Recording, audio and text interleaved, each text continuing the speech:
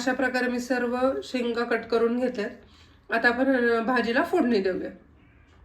मी गॅसवर आता कढई गरम करायला ठेवली आहे। तर आता आपण ह्यामध्ये 2 पळ्या तेल टाकूया। तेल चांगलं तापवून द्यायचंय। आपलं तेल चांगलं तापलंय। आता आपण ह्यामध्ये मोहरी टाकूया।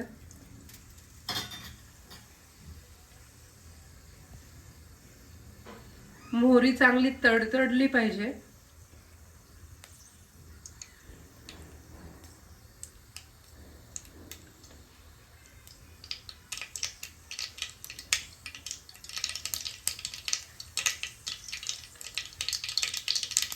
मोहरी आपली चांगली तडतडली आहे। आता आपण ह्यामध्ये जिरं टाकूया।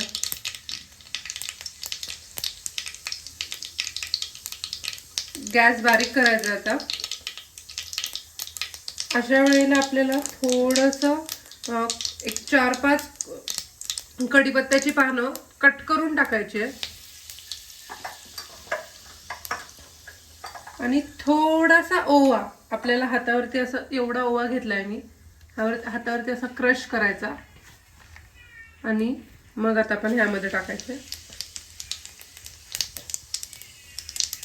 ओवा पण चांगला व्यवस्थित तडतडलाय।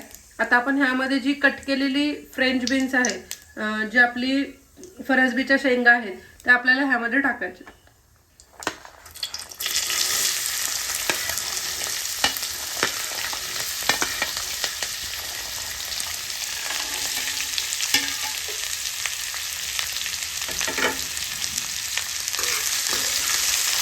व्यवस्थित हलवून घ्यायचंय भाजीला।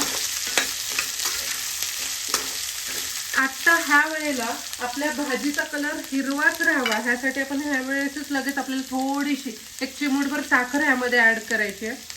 साखर टाकल्यामुळे काय होतं, ज्या भाजीचा जो हिरवा कलर आहे तो तसाच राहतो।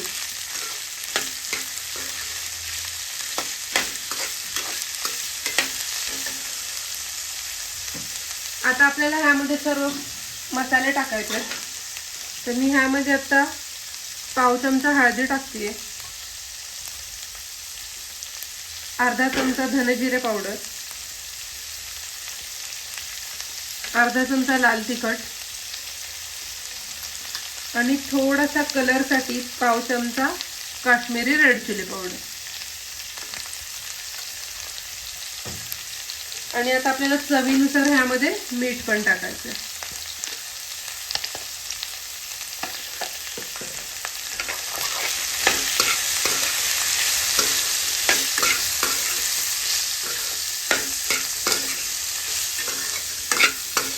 भाजी मस्त मसाल्यांमध्ये मिक्स करून घ्यायची आणि बारीक गॅसवरती आपल्याला ही भाजी शिजून द्यायची।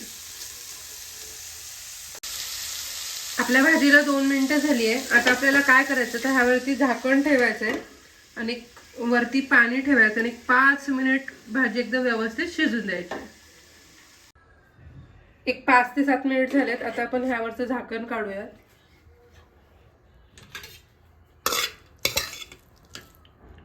तुम्ही बघू शकता आपली भाजी एकदम व्यवस्थित शिजली आहे, लगेच कट होते।